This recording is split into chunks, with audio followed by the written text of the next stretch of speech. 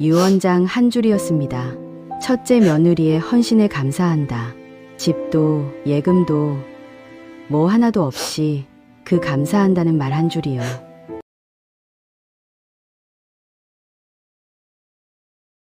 저 오늘 처음으로 이걸 말합니다.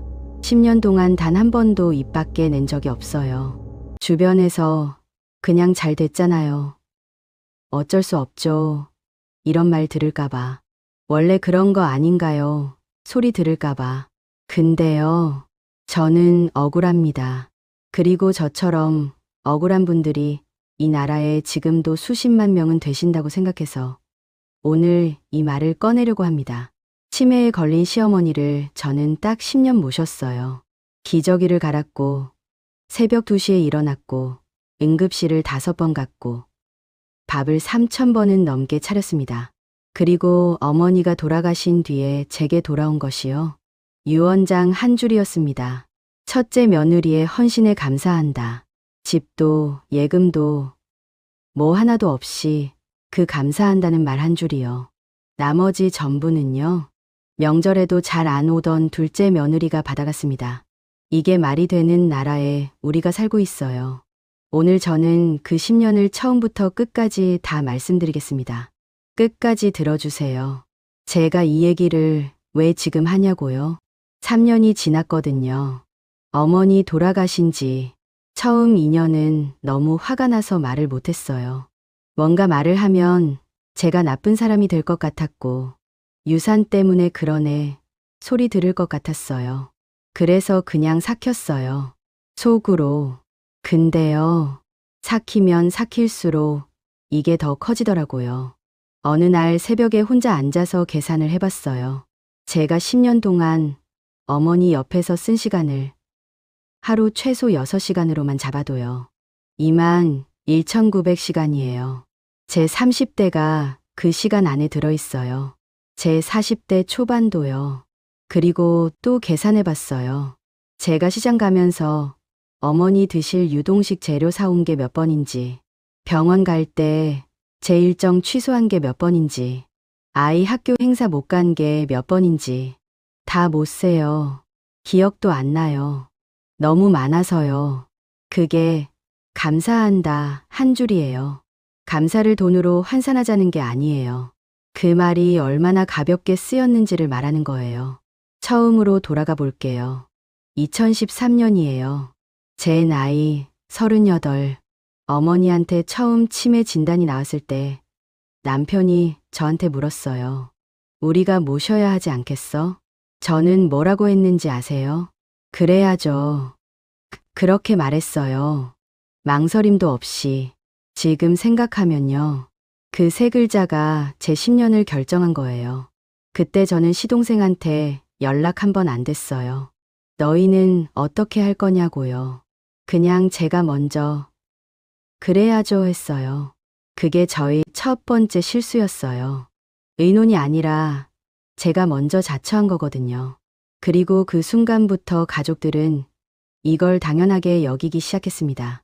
사실 결혼할 때부터 저는 그런 사람이었어요. 집안일이 있으면 먼저 나서고 어른들 챙기는 건 당연하게 생각하고 불편한 말은 입 밖에 안 내는 그게 좋은 며느리라고 배웠거든요. 그리고 그 배움이 저를 10년 동안 조용히 갉아먹었어요. 1년 차에는 솔직히 버틸만 했어요. 어머니가 그나마 혼자 걸으실 수 있었고 밥도 혼자 드실 수 있었거든요. 그냥 옆에서 지켜보고 위험하지 않게 보살피는 수준이었어요. 근데 2년 차부터 달라졌어요.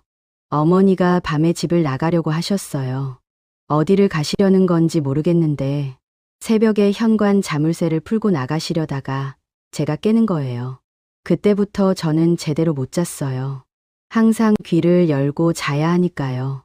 뭔가 들리면 무조건 일어나야 하는 몸이 됐어요.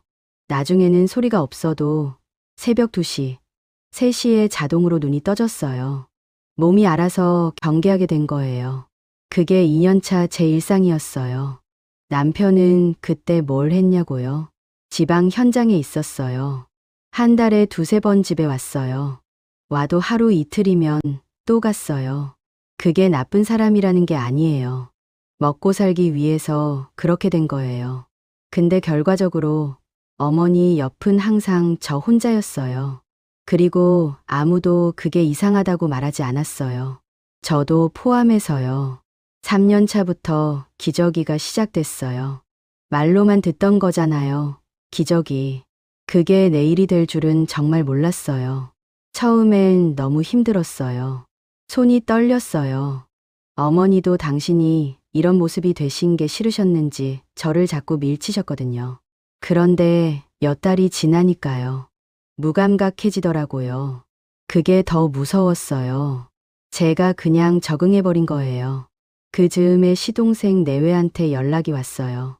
형수님, 요즘 어떠세요? 어머니는요? 저는 뭐라고 했는지 아세요? 괜찮아요. 잘 지내고 계세요. 왜 그랬을까요? 지금도 몰라요. 징징거리는 것 같아서요. 아니면 그냥 말하기 귀찮아서요. 도움을 요청하면 뭔가 빌리는 것 같은 느낌. 그러니까 시동생 내외는 몰랐을 거예요. 실제로 어떤지를요. 근데 저는 알려줬어야 했어요. 그게 두 번째 실수예요. 지금 생각하면 그게 너무 아파요. 내가 입을 열었다면 한 번만 나 너무 힘들어. 같이 해줘야 해 했다면 달라졌을까요?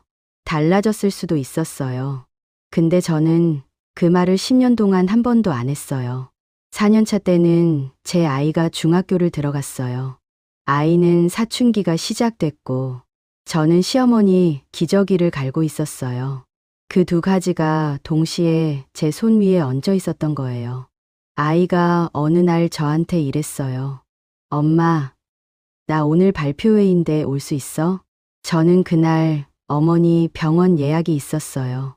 혼자 못 가시니까 제가 데려가야 하는데 그게 딱 아이 발표회 시간이랑 겹쳤어요. 저는 아이한테 이랬어요. 미안해. 엄마 오늘 할머니 병원 가야 해. 아이 표정이 지금도 생각나요. 알았어. 하고 들어가던 그 뒷모습이요. 그게 한 번이 아니었어요. 생일도, 체육대회도, 학예회도. 제가 못 간 게 그 시기에 여러 번이에요. 나중에 아이가 크고 나서 그 얘기를 꺼냈어요. 아이가 이러더라고요. 그때 엄마가 왜 그랬는지는 알아. 근데 그땐 많이 서운했어. 그 말에 저는 아무 말도 못했어요. 아이한테 미안한 게 제일 커요. 지금도요. 5년 차가 되면서 남편과 저 사이에 균열이 생겼어요.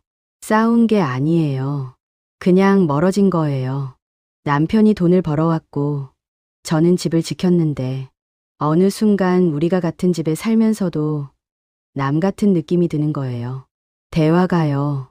어머니 상태 얘기, 아이 성적 얘기. 그게 전부였어요. 우리 요즘 어때? 같은 말은 없었어요. 당신 힘들지 않아? 같은 말도요. 저는 남편이 그 말 한마디만 해줬어도 달랐을 것 같아요.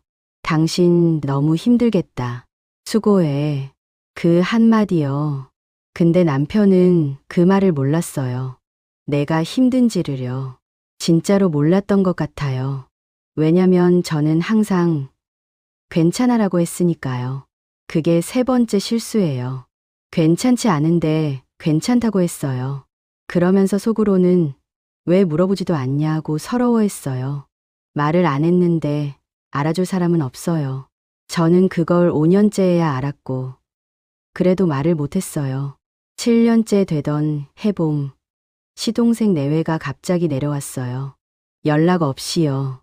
그냥 딱 나타난 거예요. 어머니 방에 들어가서 오래 있다가 나오더니 어머니 많이 안 좋으시죠? 이러는 거예요. 저는 그냥 네 했어요. 그날 저녁에 시동생이 저한테 따로 뭔가 말을 하려고 했는데 그 눈빛이 이상했어요.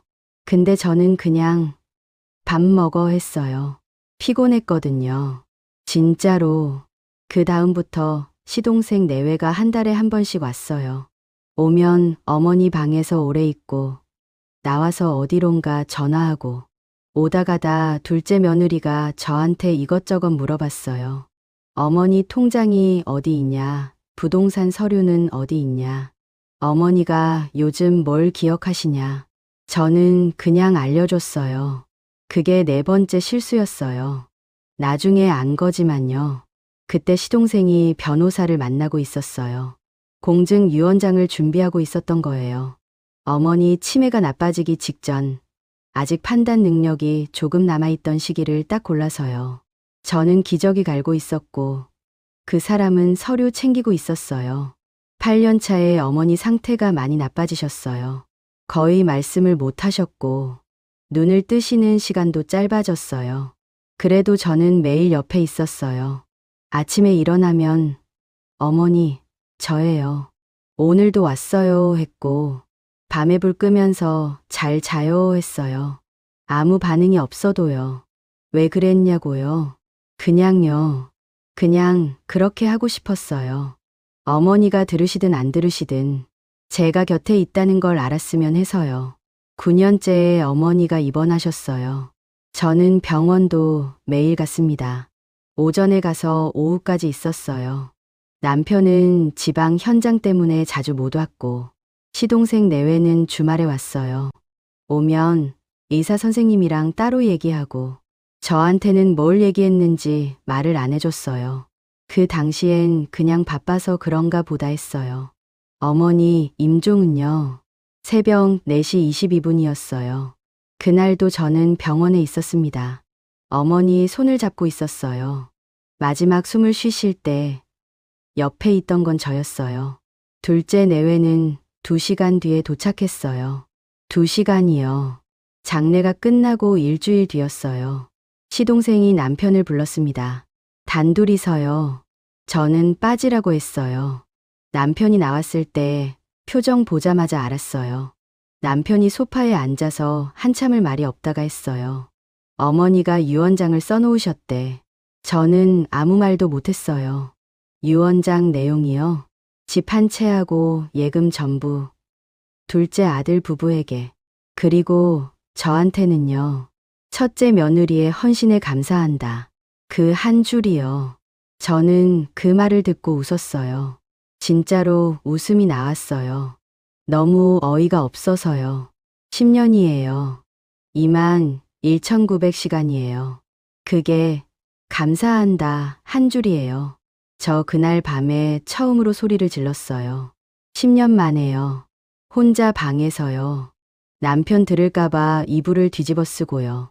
소리가 안 나오고 그냥 몸이 떨렸어요. 남편은 소송하자고 했어요. 변호사 알아봤어요. 상담도 받았어요. 변호사 말로는요. 치매 진단 전에 작성한 공증유언장은 뒤집기가 극히 어렵다고 했어요. 소송 가면 몇 년 이길 보장도 없고 가족은 완전히 남이 된다고요. 그런데 변호사가 또 한 가지를 말해줬어요.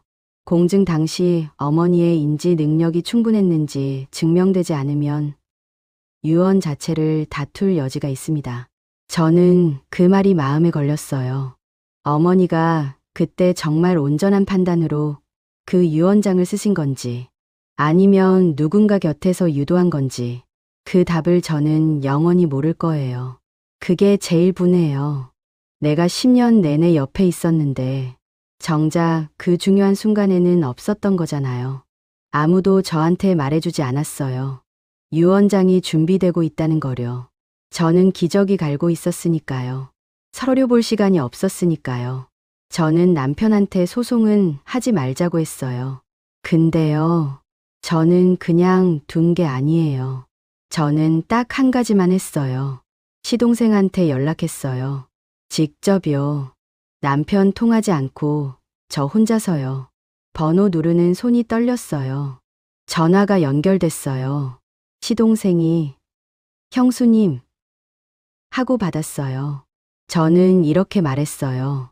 도련님, 저 하나만 물어볼게요. 어머니 임종 때 어디 계셨어요? 그 다음에 전화를 끊었어요. 시동생이 뭔가 말하려고 했는데 저는 듣지 않았어요. 그게 제가 한 전부예요. 소리 지르지도 않았어요. 욕 한마디도 안 했어요. 그냥 그 질문 하나 던지고 끊었어요. 그 한마디가 제 10년을 대신했어요. 시동생은 그 이후로 저한테 연락이 없어요. 남편한테만 가끔 연락하더라고요. 저는 그게 편해요. 그 뒤로 시동생과는 연락이 없어요. 잘 됐습니다. 저는 이제 어머니 제삿날도 안 가요. 남편이 혼자 가요. 저는 그날 제가 좋아하는 거 해요.